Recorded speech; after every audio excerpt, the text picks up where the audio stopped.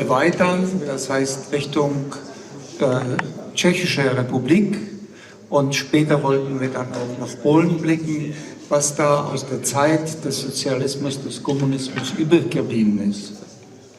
Heute beschäftigen wir uns mit einem Phänomen, nämlich der Firma, man könnte heute sagen Konzern Zbrojovka in Brünn, was ein Konzern ist oder war, was sich überwiegend mit Waffen beschäftigt hat, also kleine Feuerwaffen bis zu Kanonen.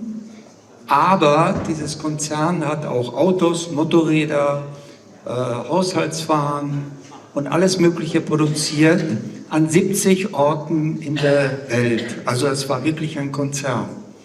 Und dieses Zbrojovka, also der Roman hat dieses Archiv entdeckt und mit Mitarbeitern aufgearbeitet. Und daraus ist ein wunderbares Buch entstanden, was wir hier mit 4 Exemplaren vorhanden haben. Also wer Interesse hat, der kann das nach dem Vortrag kaufen, kostet 15 €, ist also ein Schnäppchen. Und wenn man sich das Buch anguckt und die Bilder, die Roman zeigen will, ansieht, dann wird man feststellen, wie nah wir uns eigentlich alle waren. Weil die Bilder, die man jetzt zu sehen bekommt, die sind sehr ähnlich, die könnten auch aus der DDR stammen. Roman wird in Englisch sprechen, aber wenn es nachher Fragen gibt, ich kann die in Tschechisch übersetzen und wieder zurück, sodass wir auch noch eventuelle Fragen beantworten können.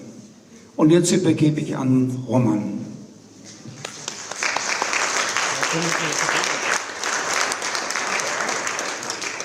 Danke. Is it okay to speak in English? Yeah. Okay, good. Thanks. I will try to tell you or share with you my story about how I found old archive of Zbrojovka company, and what we did with this, with people around me or my team. And I will be happy if you will have any question during my talk. I prefer just to ask directly. You can just put your hand up and I will give you a word, okay? And I will be happy to have many questions as you can. Because once I'm finished, I'll be going back to Czech.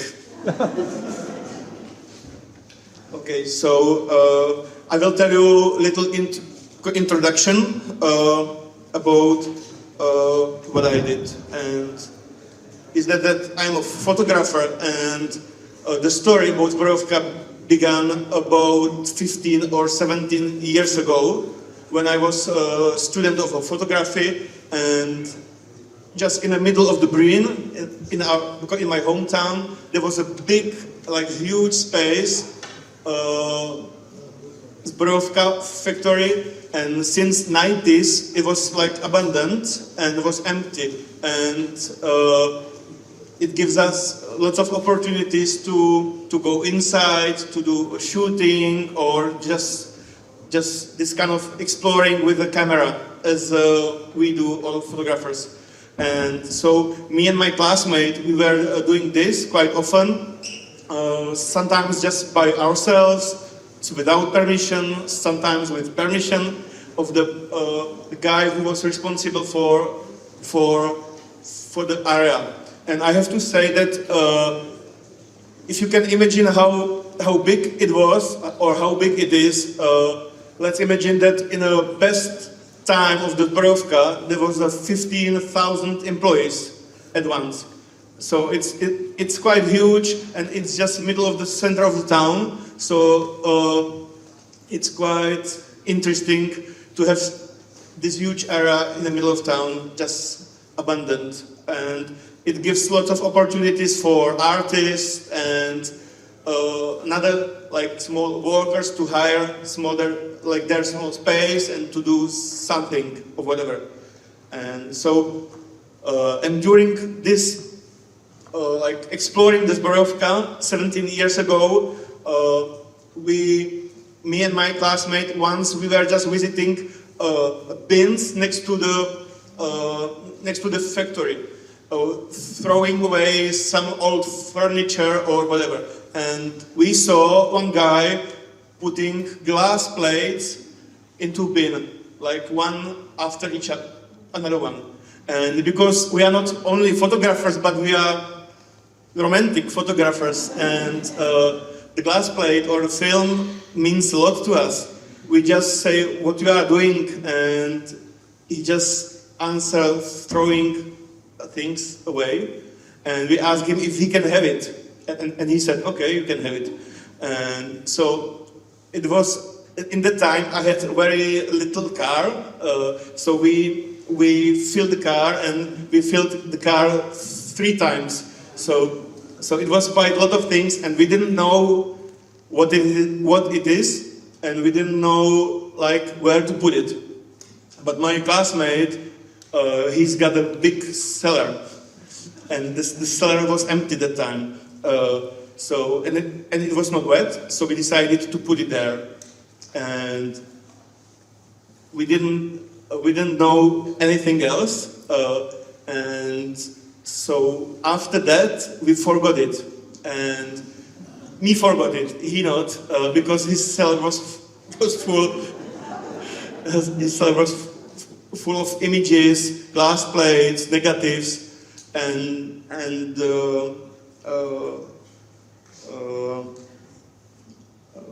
contact sheets. And he did during a year. We were just talking about it, what we can do with this, and after a couple of years, he did like 100 scans just by luck. He picked one negative and did one scan of it. So he did like 100 of this, just very easy, without any like knowledge. And after that, we knew that's about the Zbrojovka, that's archive, or it's part, and we knew that's just part of the archive of the Zbrojovka. We didn't know when it starts, and we didn't know like when it's finished. So we just knew that's about Zbrojovka, and it really took like 15 years that we were just time from time when we were seeing each other, we were just talking who might be interested or what we can do with this. And once we wrote email to Technical Museum in Brno, and they answer us, we are not interested, we are fully packed, and we don't know what to do with this. So we just left it behind. And the story continues that me as a photographer, I'm working with a Brno touristic center, which is trying to promote activities in Brno in many different kinds. And one of them, we were having meetings about different things, and because my ears are quite big, I heard that they were talking about making like industrial walk around the town, and they were talking about Zbrojovka. To Zbrojovka area, to include it as a part of the industrial work for the tourists or local people. And I said, Zbrojovka, I have probably archive of Zbrojovka at home. And in a couple of days, I got a call from a real estate developer who bought this area like 2 years ago, before the time, and they were trying to like develop this area. Like their plan was to destroy almost everything and build a new places for people to live. And as you know, it was quite huge area. They had quite huge plans. So they called me and they just said, we have heard from touristic center that you have archive of Zbrojovka. And I said, yes, I have it. And so they invited me for a meeting, and during that period of waiting for the meeting, I make a plan of what I would like to make, and I decided that I would offer them that if they will give me some money, I will just digitalize that archive and make something from it, make like a book or show or whatever. And I didn't know that time exactly, but I wanted to call the spirit of Zbrojovka again, because for me, old pictures, old archives are not just only pictures, it's just the story connected to people who are not there, or people who are still living, or people who you know already. And so I wanted to make this spirit of Zbrojovka live again. So I was at the meeting with the developer, and they were quite tough guys, and there was me, like an artist, and they were just strict, very quick. They just told me, you have an archive Zbrojovka, and we bought this place, so it's ours. So it'll be great if you can give it to us, and you can leave, and you can have a few pictures just for yourself. And I just stopped, and I said, okay. And I told them, I was thinking it'll be different discussion, and I tried to offer them my idea, and they just completely didn't understand why they should put some money and to make some archives alive again. So, and I felt that guys, that developers are not the people that we can talk to each other without the translator. But I don't mean a Google, but I mean somebody who can explain what my position to their position. And so and because of the touristic center, I was lucky because there's quite nice director and clever one. So she arranged meeting with the town council and the developer, and suddenly, when I'm quite quick, suddenly it works. When the town council was involved, the Brno Touristic Center was involved, and me as an artist hidden somewhere behind was involved. Suddenly it works, and they made the deal that, like, town will put part of the money, developer put part of the money, Brno Touristic Center will put part of the money, and Museum of the Brno would put half of the money. Because I explained them that I want to make archive alive, I want to make a book, I would like to make a show, and then I would like to find a place where I can put archives just to be safe forever, because it's not about the negatives, it's about the story of the place that we are living. It's part of the history. So I have to say that this negotiation took like 1 year. So it was quite a long time, and as it happens, because of the helps of the politicians, they just after we negotiate everything, they just told me, okay, and next year they are just voting. They're like votes. So we wish to have the book and the show before the votes, that we could present it. Yeah. Okay. So and then we decided to work on the book, and I found that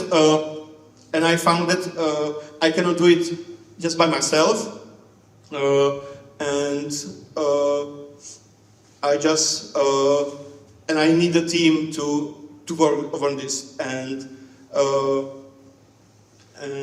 so we started to work on the book in 2 ways. One was that we have to find a way how to digitalize everything. It was 80,000 pictures, and they gave us. We started in February, and we knew that the votes will be in October. So the book should be ready at the end of the September. Yeah. So it doesn't work, so I have to open it in here. Yeah. Okay. So we we had to find a way how to digitalize 80,000 pictures. So we decided to work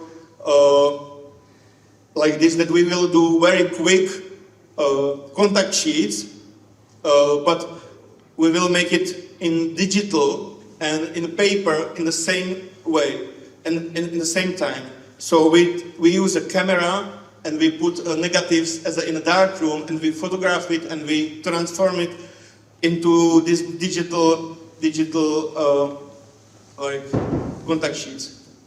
And then we print them, and so we had these two versions, digital ones and the paper ones. We decided that we made almost 40 boxes with with printing ones, and we asked 3 curators to go over these boxes and with a fix just to cross the pictures they like. And there was one main curator, Lucia Fischerová, who was responsible for the selection of the whole thing, and there was 2 other curators who were just partly involved with the quick selection of pictures they liked from these contact sheets.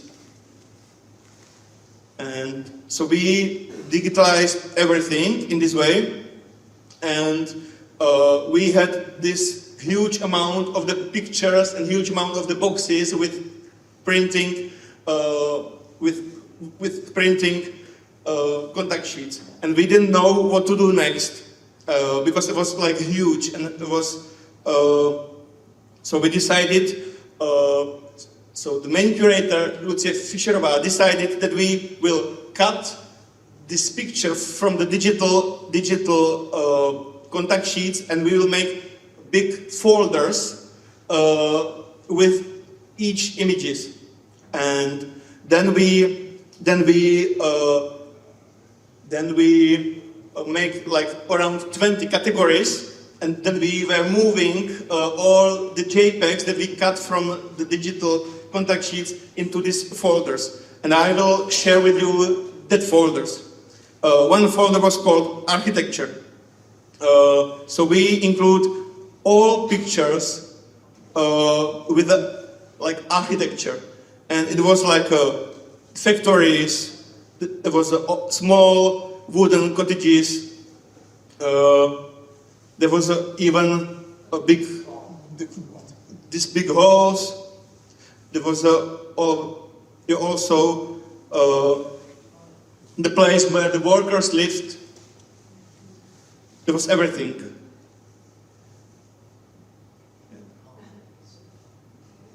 Yeah. So another category that we decided to make was men at the work. And we just include all pictures who includes somebody at work. Doesn't matter what they were working on. You can see that there was everything, and I forgot to mention that during the scanning we find out that the archive starts at the beginning of the 50s and goes through the 50s, 60s, 70s, and there's also a few interesting, isn't it? And there are also early 80s.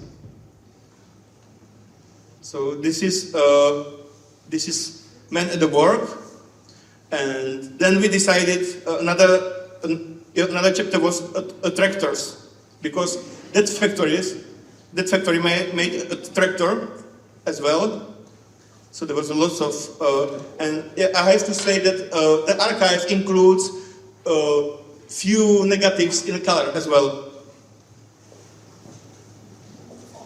Yeah. So it's unsharp. I don't know why, but I can solve it quickly.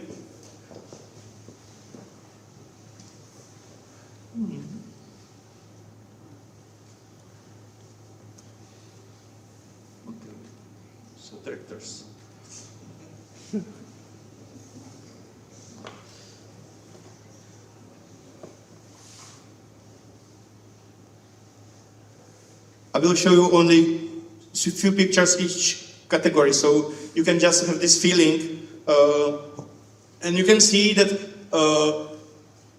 Okay, what I did wrong? Yeah. Okay, we are back. And you can feel when we will go through the categories that it's not about the work. You can feel the fun. You can feel the moments how people are sharing the time together.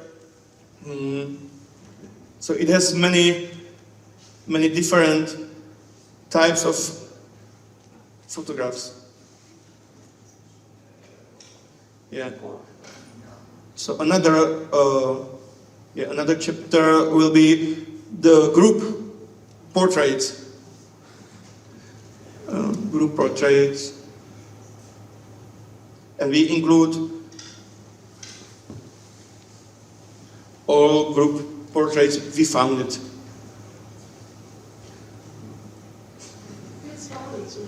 It's slowly, okay, I'm too quick. So you can see that it also includes different kinds of group portraits at work, or different about what? Yeah, that's a good point, because there was a last category that we decided to make, because when we went through all the pictures, we sometimes see the shadow of the photographer, or we saw that his footprint. And so can I continue in this category and tell about photographer a little bit later? Is it okay? Or I can show you some more interesting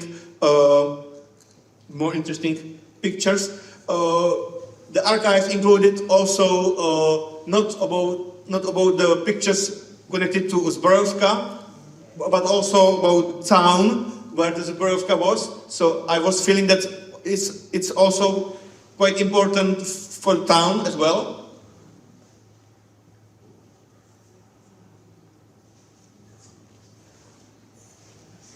Yeah, it's probably workers waiting for the train going back to work.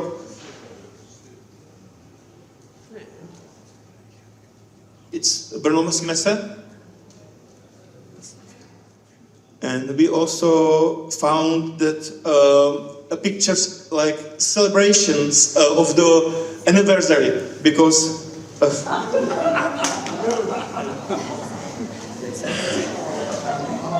so they probably everybody when they had like birthdays.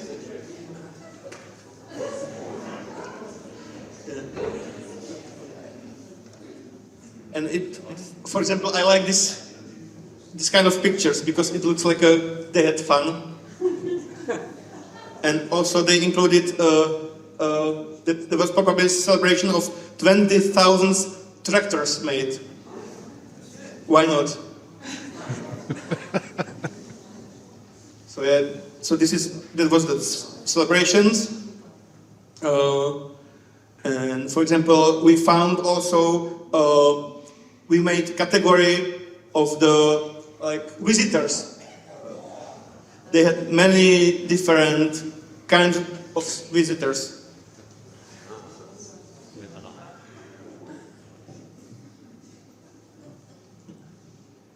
Yeah. They have also like the army ones. Yeah. Confirming the deal. Yeah, some people, when I would meet them alive, I would be afraid.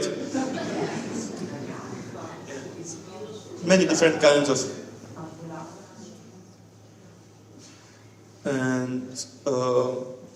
And also, and I would like to show this, we made also category kids, because it was a huge factory they had like kindergartens, they had schools, so they needed to take care about the kids itself.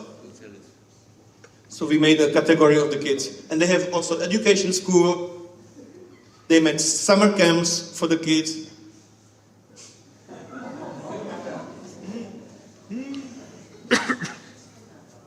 Yeah. So that was, and then, yeah. What's funny thing is that I think I will show it here. Yeah, advertising. There was a big chapter of what we found, and we made this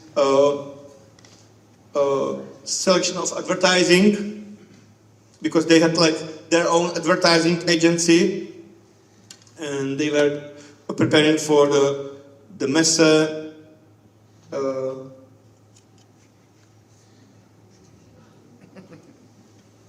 For some shows.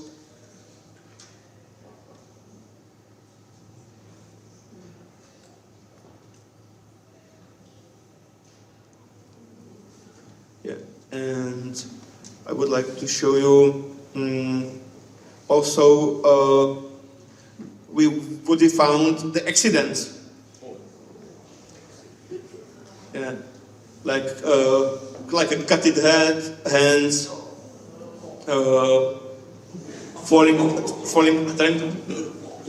tractors. And this, so we found that even it's kind of a piece of, and I can just continue more and more, but I think we don't have enough time to go through all the categories. But I wanted to show you. The taste, how wide it was, and so we decided to put this into these folders, and then we were just going through each folder and reduce, and then we kept like 20 or 50 pictures of each group to make it like when we are like doing the beef soup, you are just boiling it. And the last category that I would like to show you, and it will help me to come to different part of it. It's a phenomenon of the photographer itself, and it says that during this working and the scanning and making digitalization of the archive, we just started to talk with the workers that we were still alive, because it's quite phenomenon that in our town that every family has something who is still alive and work there. So I start with the people that I personally know, and me and the one journalist that worked with us, we were just meeting with them, having like interviews for an hour or two, recording it, and what happened that these workers, they are somehow connected, so they started to share it among themselves. So later then we had calls from the people that we know that guy and he knows that guy, so it started to be more and more people. And what happened is that, as you remember that I mentioned that at the beginning, my colleague did 100 random scans, and among that scans we found this very beautiful portrait of the lady. And when we were visiting the people who were still alive and worked there, somebody tell me, she's a photographer. I know her, and she worked there as a photographer. And that lady she told me that she doesn't know her name. She knows her surname, but she is not in touch with her, but she knows the area where she was living. So I decided to do some investigation. It's because I was lucky that the area where this woman might live was quite close to my neighborhood. So it took me 2 weeks. When I had time, I was just walking on the streets and looking at the doorbells and looking for the names. And one day I found it. And I was quite lucky because I didn't spend so much time with this, but it was adventure. And I just ring the bell and nothing happened. So I focused on this, and I was like every 2 days I was there ringing that bell and nothing happened. So I decided to ring another bell of the neighbors and ask about that person. And you can imagine how people are afraid to share this information in this time. So, but I was lucky, and I found out that this lady, she's still alive. She's still living there, but she has like summer house, and she spends like a month there, and she's coming back for like 2 days, and then she's coming back. So I asked for a cell phone. So I got the cell phone and I called that lady, and it was an amazing story because she was quite nice, she was alive, she was in a good shape, and that's it.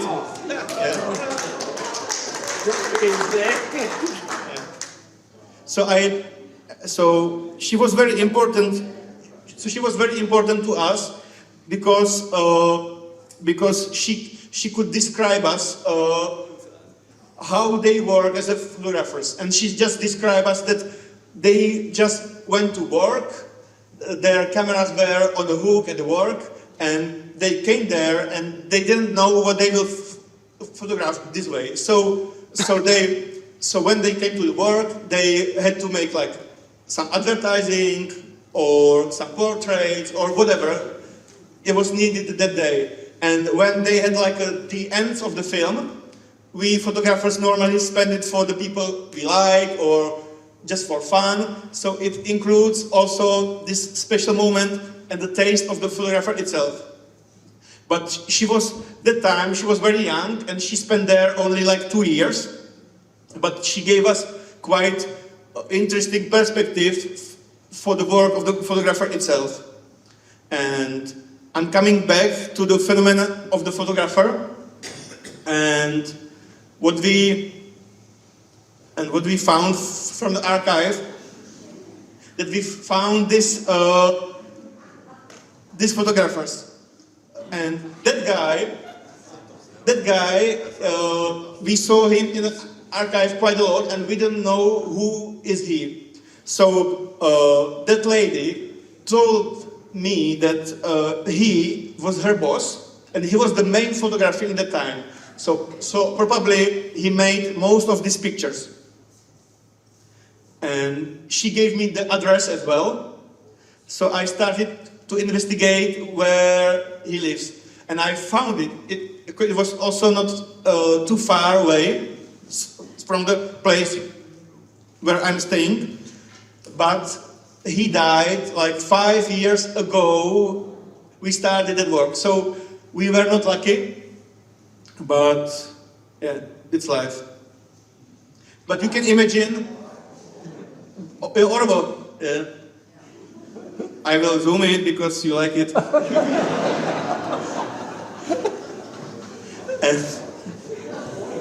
And you can see many bizarre things what happened to us photographers when we are doing adverts.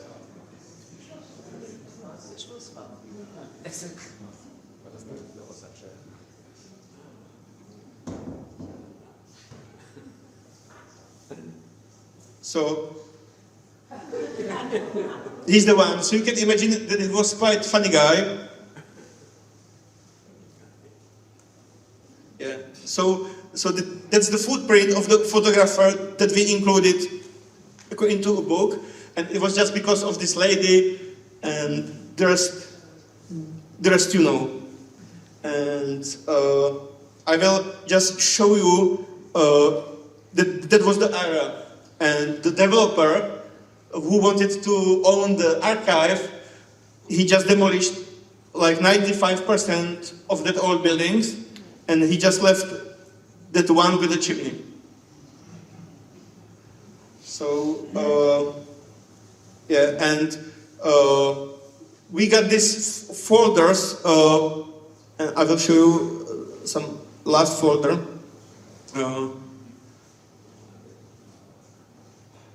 Yeah, what we found. Yeah, and we also include, we also made a folder called artistic folder and mistake folder and so on.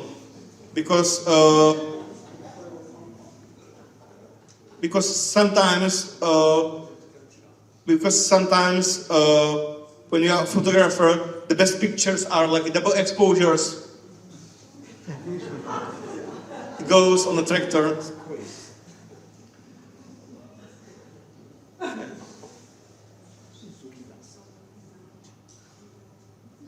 And so I'm finished with the categories, but what else we made and we include into a book, and what our curator decided to find is that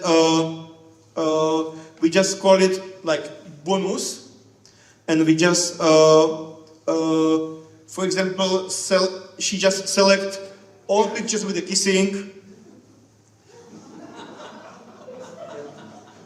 I just don't know why it doesn't work here. So I have to find here bonus kissing. And it seems to us quite important to include all parts of the archive or the life that we found. So this is kissing. Then we made a category of altars and celebrations.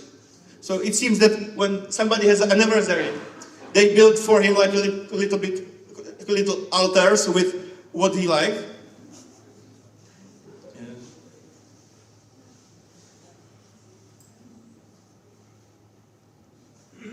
So we made this as a bonus as well.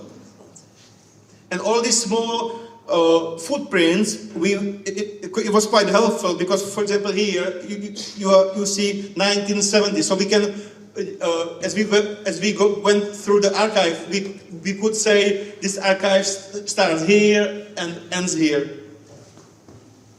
Here.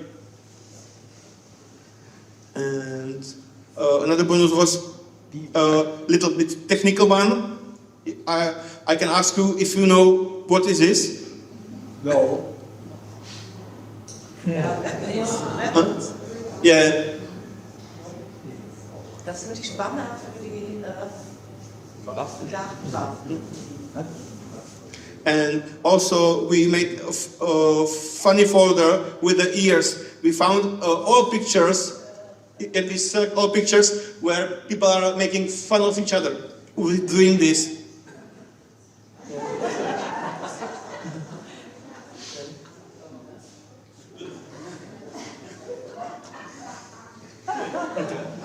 It seems to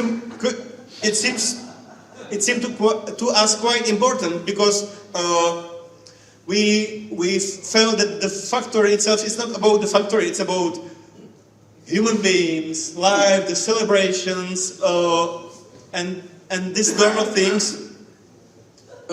What happened at the work, and we also included a category of covering the faces. I would say that photographer would probably not choose the pictures, but we did. But because of our time perspective, we just thought that's quite interesting. Yeah.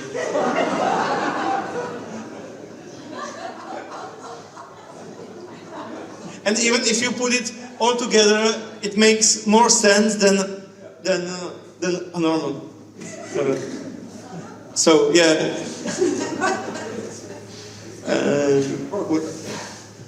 and what we did next, We also to chase the people who work there and they are still alive. We did this quite a campaign around our town that we just put everybody or everywhere that kind of posters with announcing that all workers who work there can contact us, that we can just make like a list of the workers who are still alive, because my dream was not only make a book, not only make a show, but also make like a gathering for the workers who are still alive in that place. And back to the book, you saw the categories, you saw the pictures, you can have this feeling how difficult was did it in a good time. And me and my colleague, graphic designer, we were responsible for like the book itself and the concept of the book itself. And we decided that we just do not want the pictures, we just wanted to make a text as well. So we asked a few writers to include their text. And the first text is written by Lucia Fischerova, the main curator who is responsible for the final selection of the pictures. And she wrote a text called Story in 37 boxes. That means the 37 boxes of the contact sheets that we made at the beginning. And she wrote a short text about how she selected the pictures, how she found out the categories, and why she decided about it. Another text is called Story about Zbrojovka, and it's made by a historian of the architecture, and she described the buildings, the history of the factory itself. Another text, third one, is from the sociologist and she was responsible to describe the workers itself, so from the sociology point. And what we include as well is we ask one poet to write a text for us, because that poet, he owns the publishing in Brno as well. And when the Zbrojovka was abandoned in the 90s, he was visiting that place and visiting the artists living there, and he was writing a poetic text in that time. So he wrote a text from the perspective of the poet who was visiting that place when it was abandoned. And the last text, what we decided to include is that we asked two young urbanists to write how it is to recover that place and make like a new part of the town, and how important is it, or how important is it to think about the specific things. So we just make this text, and we just include it into a book, and I can show you how the book look like. We just keep it very simple, yeah. And so we decided to put a text randomly, not randomly, but we were thinking about that we would like not to have like text on the beginning or at the end. We just wanted to make a text going through the whole book. So we just we're working with the pictures like this, and then we just include text which is like for 2-3 pages at least, and then we just continue with the pictures. Yeah, I have to continue probably. Yeah, but I have to say that if you can see this small part of the text, we just had many hours of the interviews with the workers. So we just found like 30 or 40 most interesting like things what they told us, and we just combine it with the picture itself. Stop? I have to stop? The red light has... yeah, okay. Okay.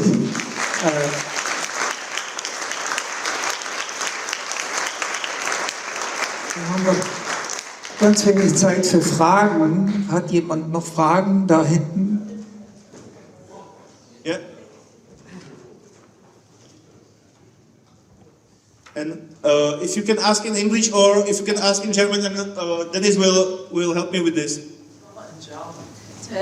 Was ist denn jetzt mit dem Archiv geworden? Sind digitalisiert? Ich kann das so kurz Was ist mit dem Archiv geworden? Die Sachen sind digitalisiert, aber was ist mit den Originalen? Yeah. That was one of my conditions that I had at the beginning, that when I was negotiating with the town and developer and the Museum of the Brno, that I wished once we will use this archive, we will put it into safe place that it can be kept forever. And so I just donate that archive in the Museum of Brno, and they just keep it safe.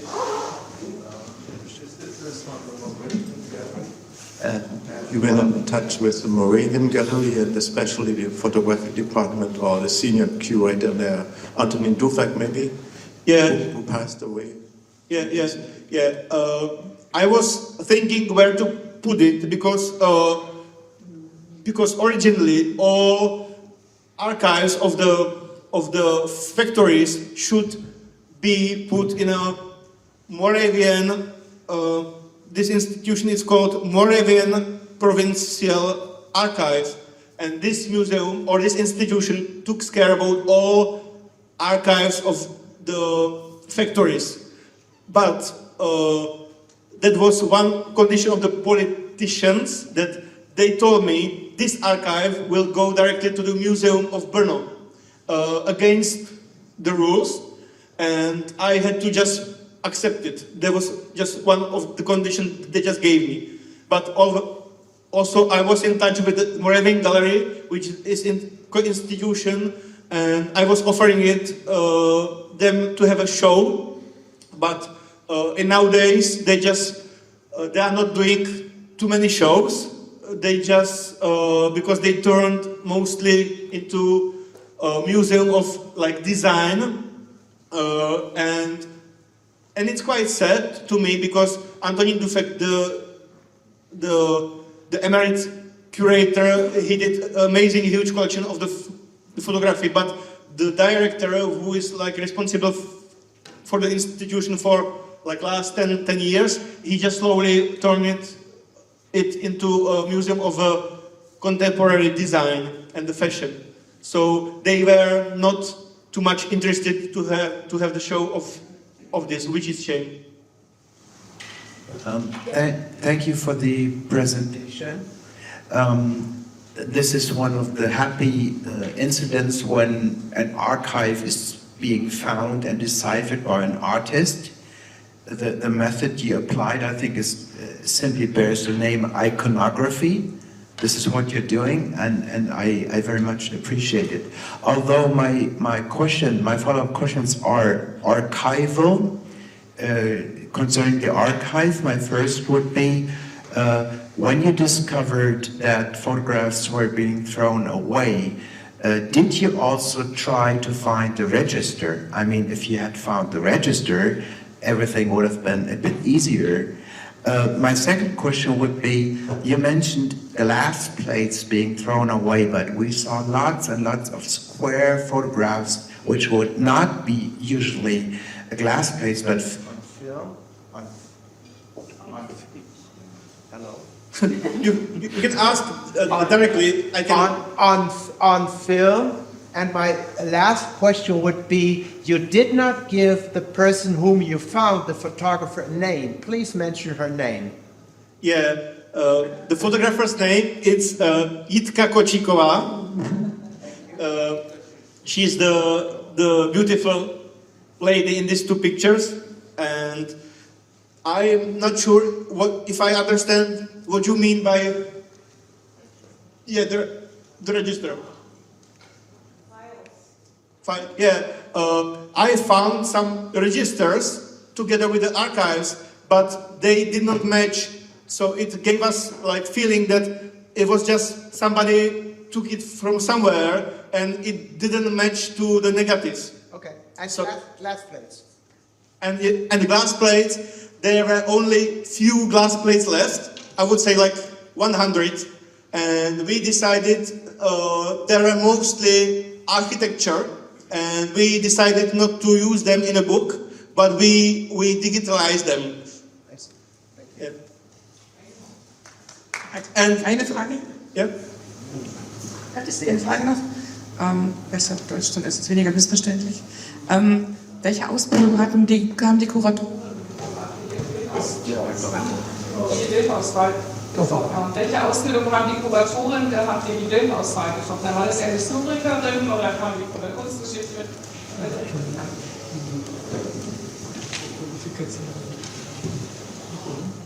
Yeah, about the qualification of the curators. Yeah, the main one, Lucia Fischerová, who was responsible for the selection, the final selection. She's well-known Czech curator, woman curator, and she's teaching at the photographic faculty at Zlín. And I know her personally because I work with her on many different things, and I knew her.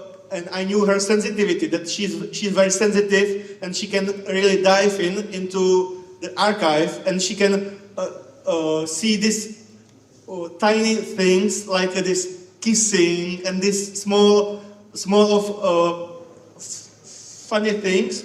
And another one was the chief curator of the Moravin Gallery, Jiří Pátek, who was helping us with the selection at the beginning. Noch mehr? Yeah, you can talk without microphone. Thanks for this passionate and inspiring presentation.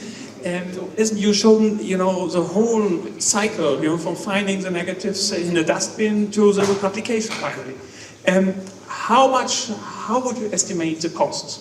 I mean, the money you used for going through this process. Yeah, I do not remember it well, but I think that only printing that book cost about 1 million Czech crown, and we made like 2,000 copies, and they are almost gone. So I don't know. Can you say it in euros? I don't know what's it, 1 million Czech crown, what's in the euros? 50,000? 50,000? Also 1 Million durch 25 ungefähr geteilt. And I think the cost for the working on it cost like 500,000 Czech crown to pay like everybody who was involved, which was quite enough people. But I think we just made it for good money and amazing time. And I would like to share with you one last thing, that my dream was fulfilled, that we as we were hoping for the gathering of the workers, so I made a group picture of the whole workers at the end. And they came, and we were thinking that there would be interesting about.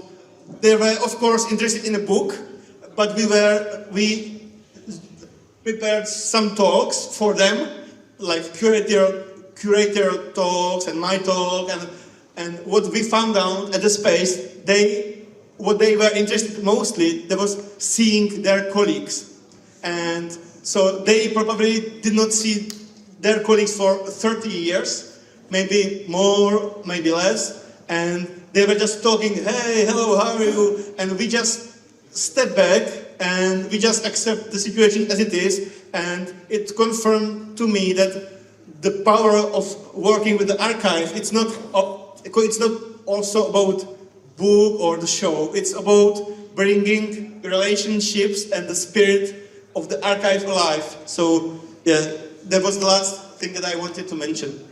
Okay. Also, wie gesagt, wer Interesse hat, wir haben 4 Bücher hier. Ein ist schon vorbestellt. Und wenn man noch mehr Bücher haben will, dann müsst ihr euch mit ihm verabreden, weil die gibt es über Internet.